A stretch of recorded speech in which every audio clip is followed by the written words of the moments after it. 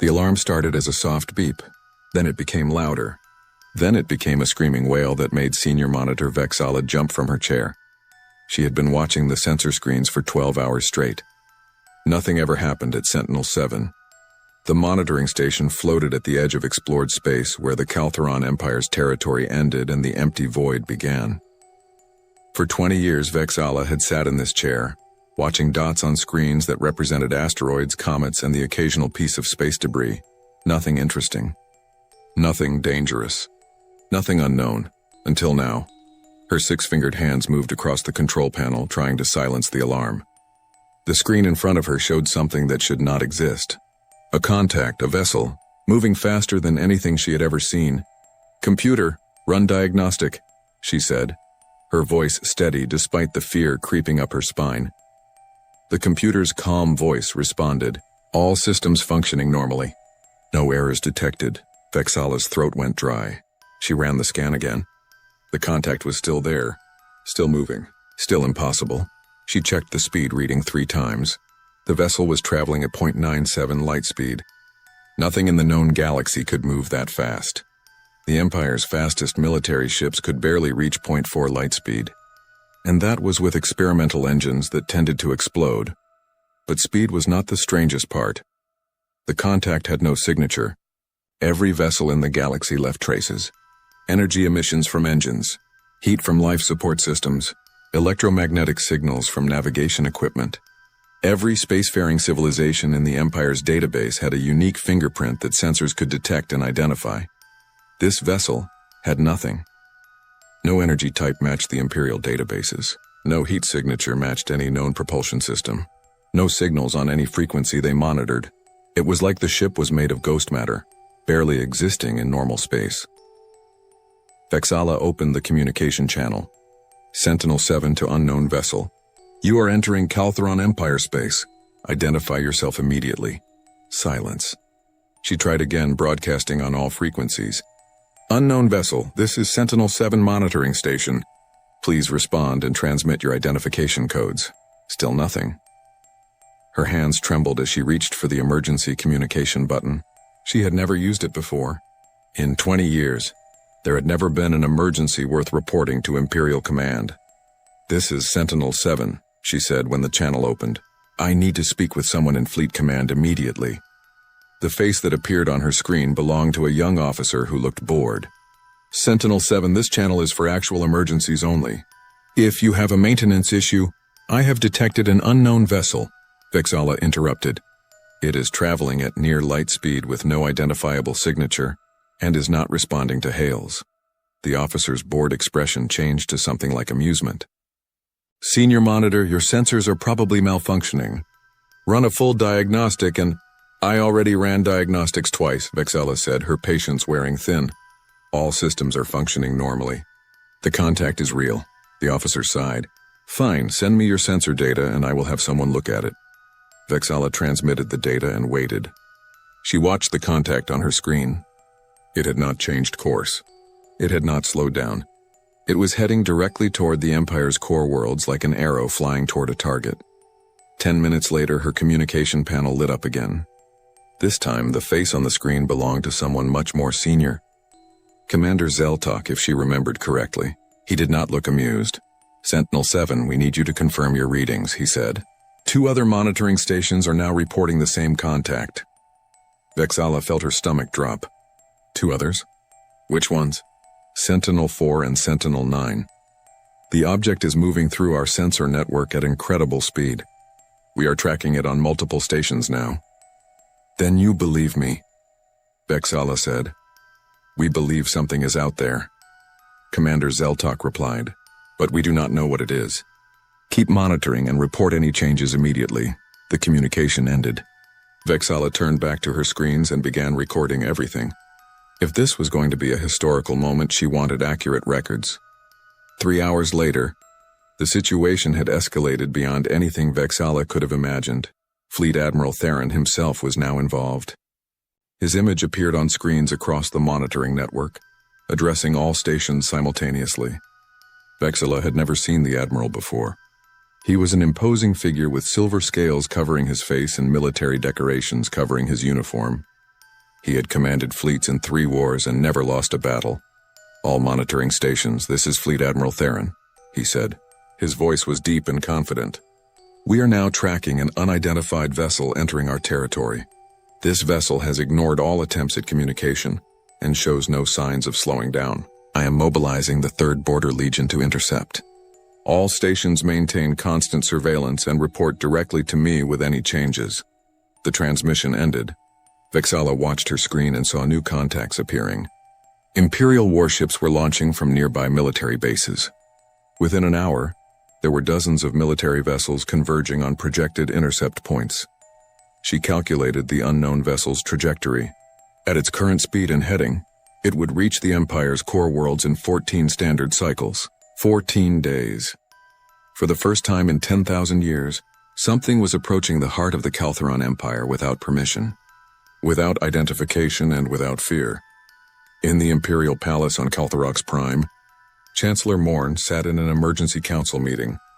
Around the table sat military commanders, intelligence directors, and scientific advisors. Everyone was talking at once. "It must be a probe from an undiscovered civilization," one scientist suggested.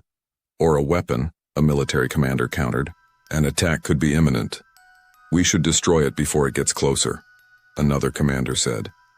Chancellor Morn raised one hand for silence. The room quieted immediately. "What do we actually know?" Morn asked. The head of Imperial Intelligence stood. "Very little, Chancellor. The object is traveling at near light speed. It has no identifiable energy signature. It does not respond to communication. And most concerning, it is heading directly toward our core worlds on a perfectly straight course." "What does that last part mean?" Morn asked. "It means the vessel knows exactly where it is going," the intelligence director said. "It has not made a single course correction since we first detected it. Either it has incredibly accurate navigation, or it has been to this region of space before."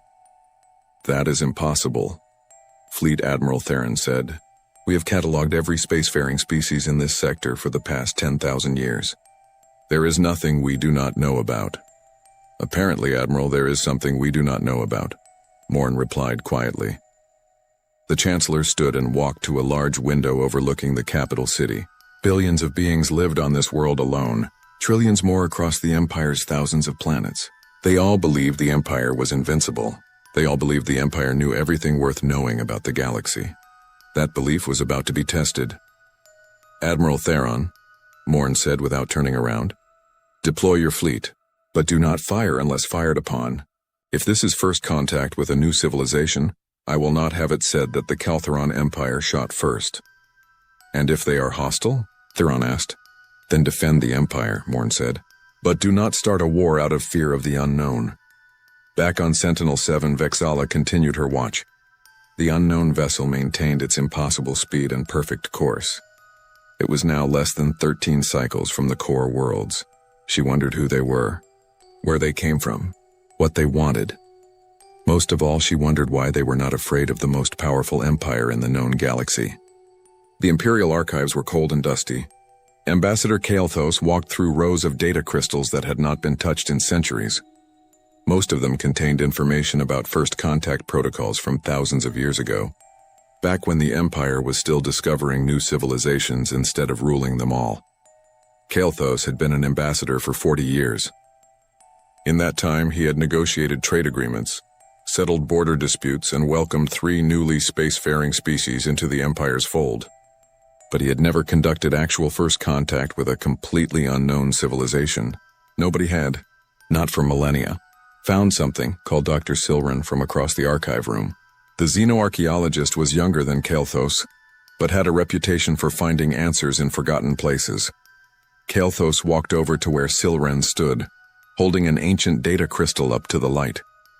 "What is it?" "First contact protocols from 9,000 years ago," Silren said. "Back when we still met new species regularly. There are procedures here for everything. Translation matrices, diplomatic approach patterns, gift exchange customs, even instructions for what to do if they are more advanced than us."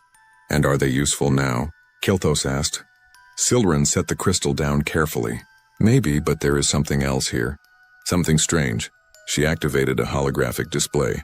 Ancient text appeared in the air, written in an old form of Caltheron that was barely readable. This section is marked as forbidden knowledge, Silren said. It talks about civilizations that went beyond. Beyond what? Beyond this region of space. Beyond normal physics. The text is fragmented, but it mentions species that achieved technology so advanced they simply left. Went somewhere else. The archive calls them the others. Kael'thas felt a chill despite the warm archive air. You think this vessel might be related to these others? I think we should not dismiss any possibility, Silren replied. Before Kael'thas could respond, his communication device chirped. It was Fleet Admiral Theron. Ambassador, your presence is required on the command ship immediately. We are moving to intercept the unknown vessel. The command ship Dominator was the largest vessel in the 3rd Border Legion. Its bridge was a massive room filled with screens, holographic displays, and dozens of officers monitoring every system. Kael'thas felt small standing there, surrounded by military might. Ambassador, Theron greeted him. We are approaching the unknown vessel's projected path.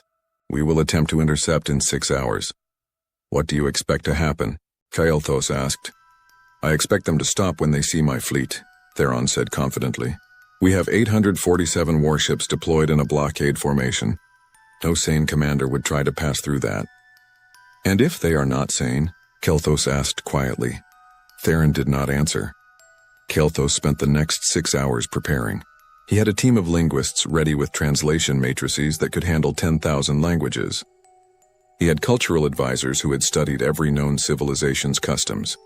He had diplomatic gifts prepared, ranging from simple symbols of peace to valuable resources. He was ready for any kind of first contact scenario, except perhaps for being completely ignored. Contact in 30 seconds, an officer announced. The main screen showed the empty void of space ahead. Kael'thas held his breath. Around the Dominator, hundreds of warships waited in formation, their weapons powered but not aimed. A show of strength but not aggression. Contact in 10 seconds. Kael'thas saw it before the sensors announced it. A flash of light that resolved into a shape. The unknown vessel dropped out of faster-than-light travel and coasted through space at a mere fraction of light speed. For the first time, they could see it clearly. The ship was sleek and dark, its surface seeming to absorb light rather than reflect it. It was smaller than Kael'thas expected, perhaps the size of a mid-range cargo vessel, but there was something about its shape, its presence, that spoke of incredible power being held in check. Hailing on all frequencies, the communication officer said. Kael'thas leaned forward. Unknown vessel, this is Ambassador Kael'thas of the Kaltheran Empire. We mean you no harm.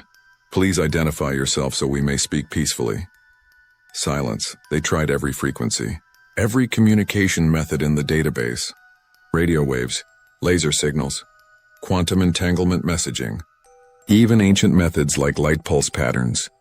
The vessel did not respond. It simply continued forward, not fast but steady, moving through the fleet formation as if the warships were not even there. Ambassador, they are ignoring us, Theron said, his voice tight with frustration. Request permission to fire a warning shot across their bow. Kael'thas hesitated. A warning shot could be interpreted as an act of war, but letting the vessel simply pass through might show weakness. One warning shot only, Kael'thas agreed. Make it clear we are not trying to hit them. Theron gave the order. A beam of energy lanced out from one of the warships, passing a safe distance in front of the unknown vessel. The vessel did not slow down, did not change course, did not react at all. They are approaching the neutral zone boundary, an officer announced. If they cross, they will trigger the automated defense satellites. The neutral zone was a buffer region at the edge of Imperial space. Ancient defense satellites, thousands of years old but still functional, guarded it. Any unauthorized vessel that entered would be fired upon automatically. Recall the satellites, Kael'thas ordered. Shut them down before... Too late, Theron said. They just crossed the boundary. On the screen, Kael'thas watched as 3 defense satellites activated. They were old technology, primitive by modern standards, but still dangerous. They fired kinetic projectiles at incredible speeds, designed to punch through the hull of any vessel. The unknown ship did not try to dodge. The projectiles simply vanished before they reached it. No explosion, no impact. They just ceased to exist as if they had never been fired. Then the vessel did something that made every officer on the bridge freeze. It destroyed the satellites. Not with weapons. There were no energy beams, no missiles, nothing visible at all. The satellites simply came apart, their pieces drifting in space like someone had gently disassembled them. How did they do that? Theron whispered. Nobody had an answer. The vessel continued forward. It still had not changed course even slightly. Kelthos pulled up the navigation data and felt his blood run cold. "Admiral," he said slowly, "this ship has not made a single course correction since we first detected it." "What does that mean?" Theron asked. "It means they know exactly where they are going," Kelthos replied. "They have been here before, or they have incredibly detailed maps of our space. Either way, this is not random exploration." Dr. Silrin's voice came through on the communication channel. She had been monitoring from the science vessel. "Ambassador, I am reading the energy output from that vessel. It is orders of magnitude beyond anything in our technology. Whatever power source they are using, it is more advanced than our most experimental reactors by at least several hundred years." "Could you calculate where they are heading?" Kelthos asked. There was a pause while Silrin worked. Then her voice came back, quieter now. "Based on their current trajectory, they are heading for the outer mining colonies. Specifically, Colony 793. "Why would they want to go there?" Theron demanded.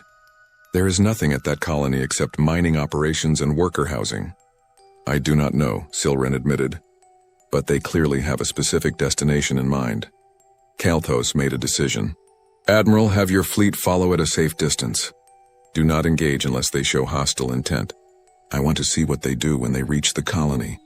"And if they attack the colony?" Theron asked. "Then you have my permission to defend it," Kelthos said. "But I do not think they came all this way just to attack a mining colony." "Then what do you think they want?" Theron asked. Kelthos watched the dark vessel on the screen, moving through space with purpose and confidence. "I think they want something very specific. And I think we are about to find out what." The unknown vessel continued toward Colony 793. Behind it, 847 warships followed like a school of fish trailing a shark. The fleet was supposed to be intimidating. Instead, they looked small and uncertain. In the Imperial Palace, Chancellor Morn received constant updates. Each report was more worrying than the last. The vessel could not be communicated with. It could not be stopped. It was heading toward an Imperial colony with clear purpose. And most worrying of all, it had technology that made the Empire's military might look like primitive weapons from a forgotten age. Morn stood at the window again, looking out at the capital city. Somewhere out in space, something was approaching that the Empire did not understand and could not control. For the first time in 10,000 years, the Kaltheran Empire was not the most powerful force in the room. The thought terrified Morn more than any war ever had. Colony 793 was not a beautiful place. It orbited a dead star, pulling minerals from asteroids that had once been planets. 20,000 workers lived there, most of them from the lower castes of the Empire.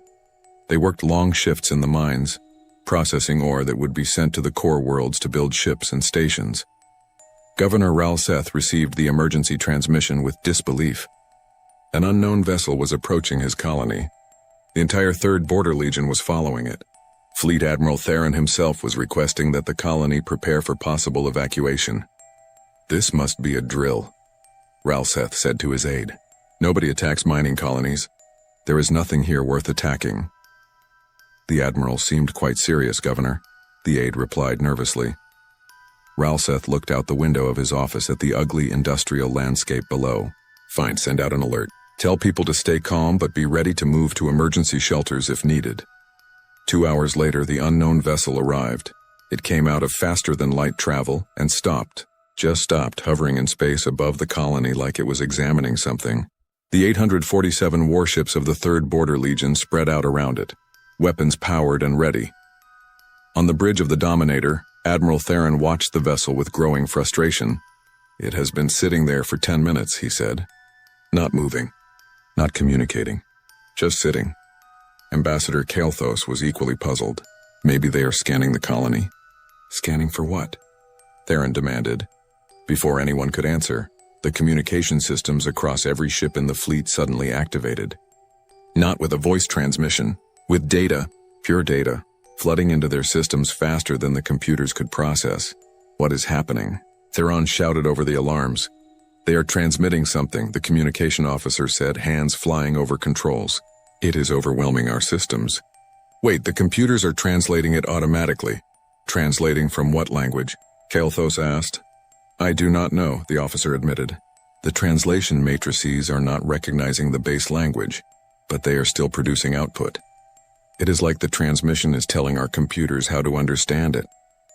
A moment later, text appeared on every screen throughout the fleet. Simple text in perfect Kaltheron language. We are human. We are here for our people. The bridge went silent. Human, Theron said slowly. That designation is not in our database of known species. Search the colony records, Kalthos ordered. See if there are any workers registered under that species name or anything similar. It took 15 minutes to search the records. When the results came back, Dr. Silren was the one who made the connection. Ambassador, you need to see this, she transmitted from the science vessel. I cross-referenced the colony worker database with historical records. There is a species registered as human in the old databases. The spelling is slightly different, but the pronunciation is almost identical. What do we know about them? Kalthos asked. Very little, Silren said. The records go back 400 years. It seems a damaged colony ship entered our space. The ship was failing, life support critical, and they requested assistance. We provided it, so we helped them, Theron said. Then why are they acting hostile now? Let me read you the full record, Silren continued. Her voice was tight.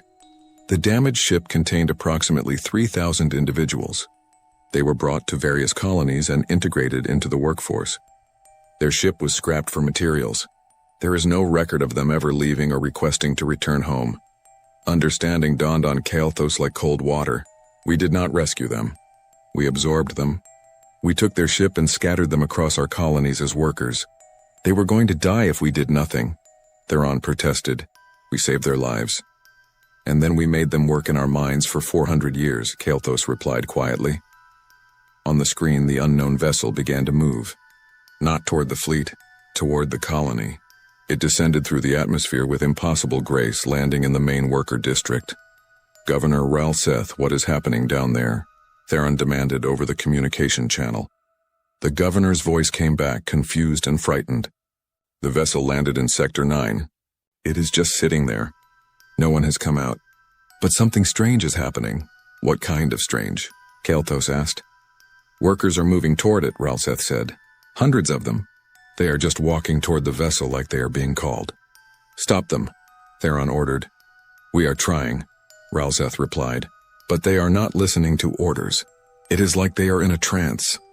On the Dominator's main screen, they switched to a view from the colony's surface cameras. Kalthos watched as hundreds of workers walked through the streets toward the landed vessel. They were not running or panicking. They moved with purpose, with certainty, like they knew exactly what they were doing. Get me a closer view, Kalthos said. The camera zoomed in on the crowd. Kalthos studied the faces. They looked similar to many other bipedal species in the Empire, but there were subtle differences. The facial structure, the way they moved. These were humans, the descendants of those refugees from 400 years ago. The vessel's hull opened, not with a door or ramp, but the surface simply became permeable, allowing people to walk through like it was made of water instead of metal. The humans walked inside, disappearing into the ship. How many workers are entering? Theron asked. An officer counted on his screen. Current count is 2,847, Admiral. Dr. Silren's voice came through again. That is a very specific number. Let me check something. There was a pause. Then Silren spoke again, and her voice was filled with awe and fear. Admiral, Ambassador, I just cross-referenced the colony's genetic database. There are exactly 2,847 individuals in this colony, with genetic markers matching the original human refugees. Not approximately, exactly. What are you saying? Kalthos asked, though he already knew. I am saying that vessel knew the exact number of humans in this colony before it arrived, Silren said. It knew their precise location. It probably knows the location of every human descendant in the entire Empire. Theron's face went pale. How is that possible? I do not know, Silren admitted. But it implies they have been watching us, tracking their people, probably for a very long time. On the surface, the last human entered the vessel. The hull sealed behind them. For a moment, nothing happened. Then the vessel lifted off. It rose through the atmosphere and stopped in space, directly in front of the fleet formation. The communication systems activated again. Another data transmission faster than before. This time it included more than words. It included images, names, faces, locations. They are sending us a list, the communication officer said, his voice shaking. 74 locations across the empire. Each location is marked with numbers. The numbers add up to 147,936. What do those numbers represent? Theron demanded. Ambassador Kael'thas knew the answer before anyone said it. Those are people, humans, every human descendant scattered across our empire. A new message appeared on the screens. This time, the words were not polite. You have 10 cycles to gather our people and bring them to designated release points. If you comply, we leave peacefully. If you do not comply, we will retrieve them by force. You have been warned. The transmission ended. The human vessel accelerated and vanished, returning to faster-than-light travel. It was gone in seconds, leaving only the stunned fleet behind. They are giving us an ultimatum, Theron said. His voice was hard, angry. They are ordering the Kaltheran Empire to obey them. They are asking for their people back, Kael'thas corrected. People we took from them. We saved them from certain death, Theron insisted. And then we kept them as workers without their consent, Kael'thas replied. Admiral, we need to contact Chancellor Morn immediately. This situation is bigger than either of us can handle. Back on Kaltherox Prime, Chancellor Morn convened another emergency council. This time there was no debate about whether the threat was real. Everyone had seen the transmission. Everyone understood what was being demanded. We cannot comply, General Korseth said firmly. If we give in to this ultimatum, it will show weakness. Every enemy of the Empire will see that we can be intimidated. If we do not comply, Kael'thas countered, we may be starting a war with a civilization that has technology centuries beyond ours. We do not know they are that advanced, Korseth argued. We have only seen one ship. For all we know, that is all they have. Dr. Silren spoke up from her position at the Science Council. With respect, General, I do not think that is true. The vessel's energy signature suggests it is not a warship. The design, the size, everything about it suggests a transport or rescue vessel, a civilian ship. The room went quiet. You are saying their civilian ships are more advanced than our military vessels? Morn asked. I am saying this ship came alone confidently to retrieve their people from the heart of a galactic empire. Silren replied. That suggests either incredible arrogance or absolute certainty that they are safe. Given what we have seen of their technology, I believe it is the latter. We need more information, Morn decided. General Korseth, begin mobilizing additional fleets. The first 3 days were chaos. Across the Empire, planetary governors received orders to identify and gather any workers with human ancestry. The orders came with little explanation, which caused confusion and panic. On industrial worlds, human descendants were pulled from their jobs. On agricultural colonies, they were separated from other workers. Some went willingly, curious about what was happening. Others resisted, afraid they were being punished for something they did not understand. Governor Ralseth of Colony 793 sent daily reports to Imperial Command. After the human vessel took the workers, the colony's productivity had dropped by 15%. Other governors reported similar problems. The humans and their descendants had been integrated so deeply into the Empire's economy that removing them caused disruptions everywhere. We cannot simply give up 147,000 workers, Economic Minister Tolvex argued in a council meeting. Do you know what that will do to our production quotas? Some colonies will have to shut down entirely. Better than starting a war we cannot win, Ambassador Kael'thas replied. We do not know we cannot win, General Korseth insisted. He stood at a holographic display showing fleet positions. I have mobilized the first fleet to join the 3rd Border Legion. That gives us over 2,000 warships. Whatever technology these humans have, they cannot stand against that kind of firepower. Chancellor Morn rubbed his temples, feeling a headache building. And if they can? Then we die defending the Empire's honor, Korseth said simply. Dr. Silren had barely slept in 3 days. She spent every waking moment in the archives, searching for any information about humanity. What she found was frustrating. The records from 400 years ago were sparse and vague.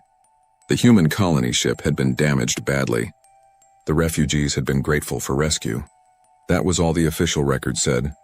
But Silren had learned to look in unofficial places.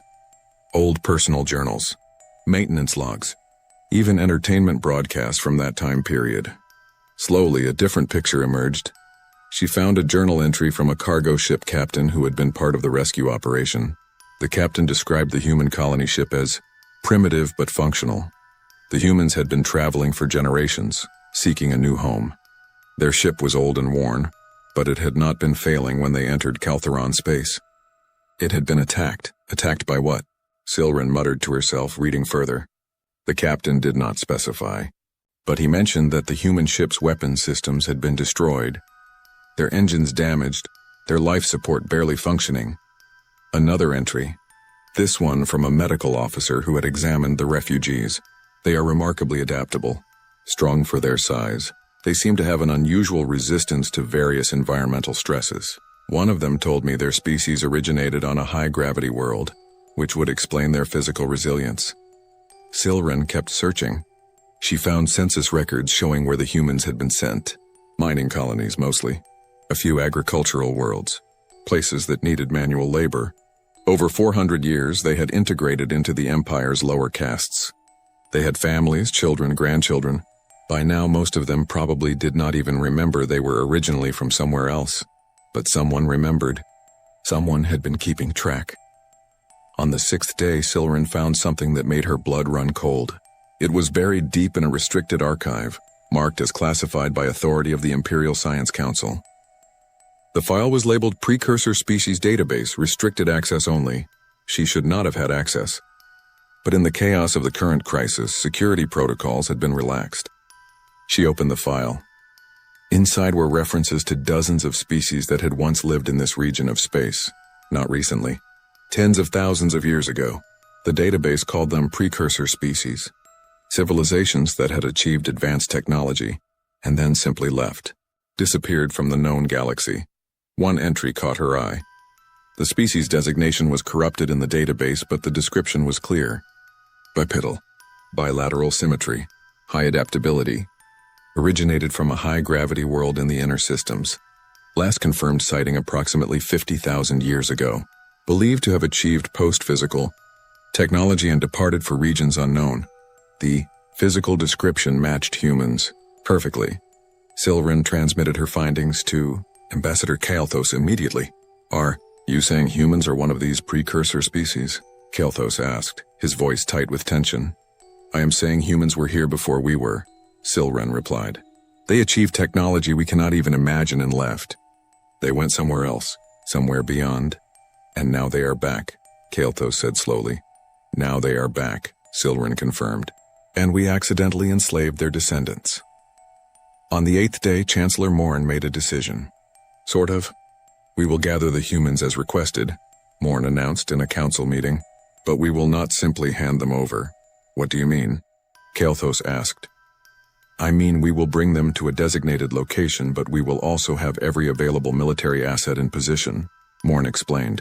If the humans come to collect their people, we will be ready to negotiate from a position of strength. Or fight, General Korseth added with satisfaction. Or fight, Morn agreed reluctantly. I am offering them a choice. Peaceful negotiation or conflict. Let them decide which they prefer. Kael'thas wanted to argue, but he understood the political reality. The Empire could not appear weak. Even if they gave the humans back their people, it had to look like a negotiation, not a surrender. Where will this meeting take place? Kael'thas asked. Neutral space, Morn said. Sector 14. It is far enough from our core worlds to be safe, but close enough to our fleet bases that we can respond quickly if needed. The orders went out.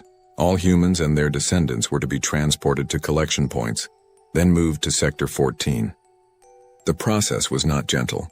Many humans protested being taken from their homes. Some tried to resist, but the Empire's security forces were efficient, and within 2 days, nearly 120,000 humans had been gathered. That is not enough, Admiral Theron said, reviewing the numbers. They wanted all of them. We are missing almost 30,000. Some are in remote locations, an aide explained. Deep space stations, long-range exploration ships, colony worlds that have not responded to our hails. We are still trying to reach them. We do not have time, Theron said. The deadline was in less than 2 days. Bring whoever we have to Sector 14. We will explain the situation to the humans when they arrive. If they arrive, Theron thought but did not say. Part of him hoped the humans would not show up. That this was all some elaborate bluff. But he knew better. They would come. The question was how they would respond to the Empire's military display. Vexala, back at Sentinel-7, was monitoring long-range sensors when she detected them.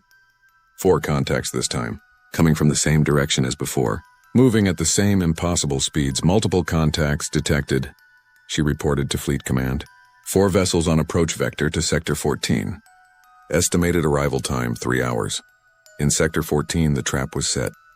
Over 2,000 warships were positioned in a massive formation. At the center of the formation, transport ships held the gathered humans. The entire 1st Fleet and 3rd Border Legion were present, representing the largest concentration of military power the Empire had assembled in centuries. Admiral Theron stood on the bridge of the Dominator, watching the sensors. Ambassador Kael'thas stood beside him, looking uncomfortable in the military environment. 4 ships, Theron said with confidence. We have 2,000. Even with their technology, those odds should give them pause. Or it will make them angry, Kael'thas replied quietly. Then we will see what they are really capable of, Theron said. The human vessels arrived exactly on schedule. They dropped out of faster-than-light travel at the edge of the sector and stopped. For a long moment, nothing happened. The 4 vessels just hung in space, dark and silent. Then one of them transmitted. This time it was not just data. It was video. A face appeared on every screen in the fleet. A human face. The being looked middle-aged by most species standards, with short dark hair and eyes that seemed tired and disappointed. I am Captain Sarah Chen of the human recovery vessel Remembrance, the human said. Her voice was calm, measured, but there was steel underneath. You have gathered our people. Thank you. Transfer them to our vessels and we will depart. Admiral Theron activated the fleet's communication system. This is Fleet Admiral Theron of the Kaltheron Empire. Before any transfers occur, we need to discuss terms. Terms? Captain Chen's expression did not change. There are no terms. You have our people. We are taking them home. That is all. With respect, Captain, you are surrounded by 2,000 warships, Theron said. Perhaps we should negotiate like civilized beings. For the first time, Captain Chen showed emotion. She smiled, but it was not a friendly smile. Admiral, we left this region of space 50,000 years ago. We hoped you would have evolved beyond threatening people to get what you want.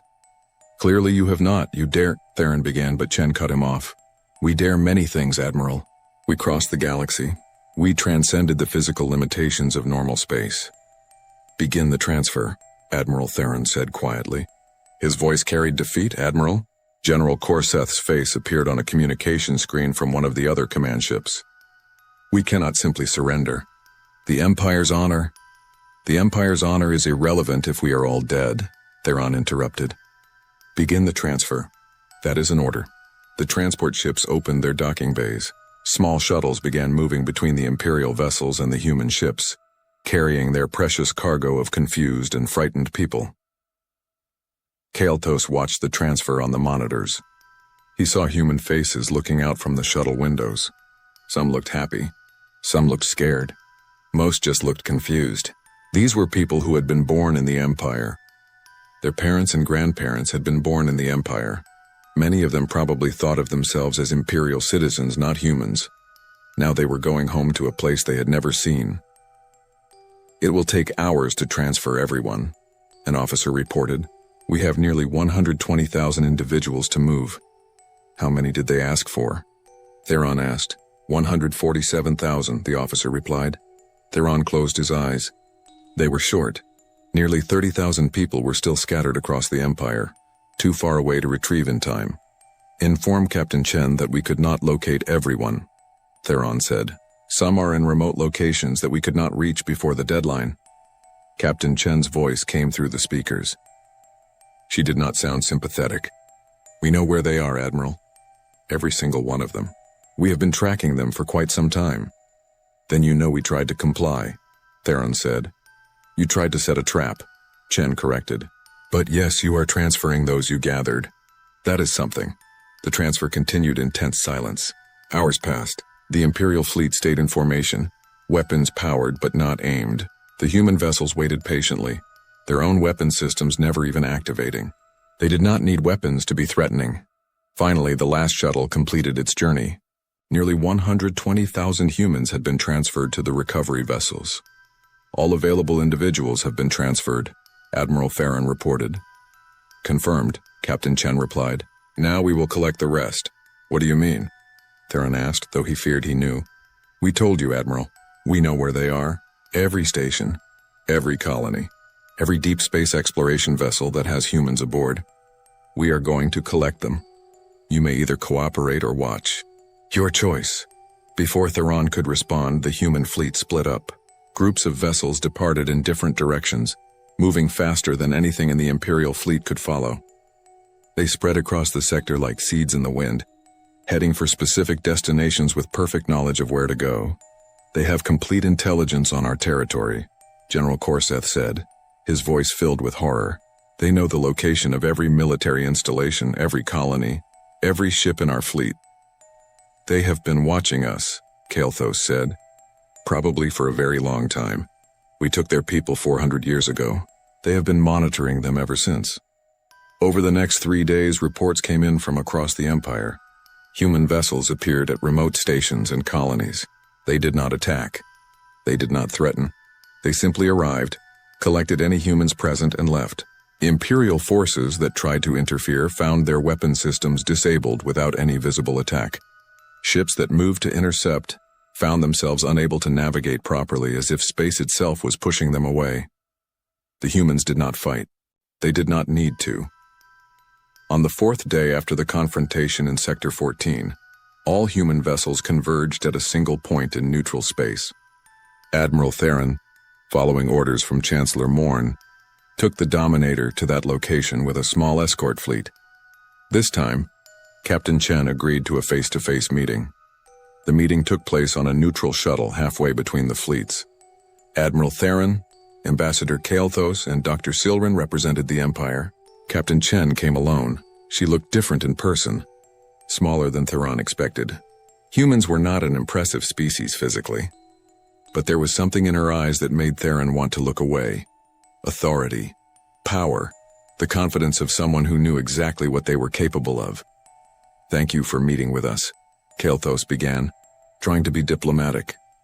I am here as a courtesy, Chen replied, sitting down across from them. You seem like you want to understand what happened. I can give you that much before we leave. We want to avoid future conflicts, Kael'thas said. We did not know who you were. We did not know your people were here. You did not know because you did not ask, Chen said flatly. When you found that refugee ship 400 years ago, did anyone think to find out where they came from? Did anyone consider that maybe they had a home to return to? Silence. We thought the ship was alone, Theron said. A lost colony vessel with no home. That vessel was exploring this region, Chen explained. We sent dozens of them out thousands of years ago before we left. They were generational ships meant to travel for centuries, documenting this part of the galaxy. That particular ship ran into some kind of spatial anomaly that damaged their engines. They limped into your space asking for help. And we helped them, Theron insisted. You helped them and then kept them, Chen repeated. Admiral, let me tell you something about humans. We do not forget our people, ever. When that ship failed to report back, we sent others to investigate. By the time they arrived, your empire had already scattered the survivors across dozens of worlds. We have been watching them ever since. Watching you. Dr. Silren spoke up. The archives call your species precursor. They say you left this region 50,000 years ago. Chen nodded. That is correct. This area of space was our original home. We evolved here, built our first civilization here, but we outgrew it. We discovered technologies that allowed us to go further, to do more. So we left, seeking new frontiers. Why come back? Silren asked. Because it is still home, Chen said simply. We left, but we never forgot where we came from. We maintain long-range monitoring systems. We protect this region even though no one here knows it. When we detected that one of our exploration vessels had been absorbed into your empire, we came to get them back. You could have contacted us, Kael'thas said, asked for their return peacefully. Would you have given them back? Chen asked. Or would you have made excuses? Claimed they were integrated, that they wanted to stay? That they were too valuable to your economy to release? No one answered because they all knew she was right. Chen stood. This meeting is over. We have all our people now. We are leaving. But I want to give you some information before we go. She placed a data crystal on the table. This contains coordinates. Safe routes through this sector. Dangerous areas you should avoid. Warnings about spatial anomalies. Think of it as a gift from a more advanced civilization to a younger one. Why would you help us after what we did? Theron asked. Because we remember being where you are now, Chen replied. Young, ambitious, thinking we were the pinnacle of civilization. We made mistakes too. We learned from them. Maybe you will too. She moved toward the door, then paused. One more thing. This region of space is under human protection. We have monitoring stations throughout the sector. Automated defense systems. If you expand into areas we have marked as dangerous, you will encounter them. Follow the guidelines in that data crystal and you will be fine. Ignore them and you will have problems. Are you threatening us? Theron asked. I am informing you, Chen corrected. The galaxy is bigger than you imagine, Admiral. More complex. More dangerous. You have been living in a small, safe pocket of space, thinking you are the dominant power. You are not. You never were. But you can be safe if you are smart. She left the shuttle. Through the window, they watched her return to her vessel. Minutes later, the entire human fleet vanished. Not gradually, not in sequence. All at once, they simply ceased to exist in normal space, leaving only faint energy readings that quickly faded to nothing. Back on Kaltherox Prime, Chancellor Morn addressed the Imperial Council. News of what had happened had spread quickly. Some council members demanded revenge. Others called for increased military spending. A few suggested trying to acquire human technology. Morn listened to them all, then raised a hand for silence. For 10,000 years, we believed we were the greatest civilization in the galaxy, Morn said. We were wrong. That illusion died in the last week. Now we have a choice. We can rage against that reality or we can learn from it. You are suggesting we accept this humiliation? General Corseth demanded. I am suggesting we accept the truth, Morn replied. The humans could have destroyed our fleets. They could have taken their people by force from the beginning. Instead, they gave us chances to do the right thing. They could have left us with nothing. Instead, they gave us navigation data and warnings about dangers we did not even know existed. They showed mercy, Ambassador Kalthos said quietly. They showed us what we could be, Morn corrected. Advanced, powerful, but still capable of kindness. Still capable of giving younger civilizations chances to improve. So what do we do now? Economic Minister Tolvex asked. We reform, Morn said. We examine every species in our empire. We look for others we have mistreated.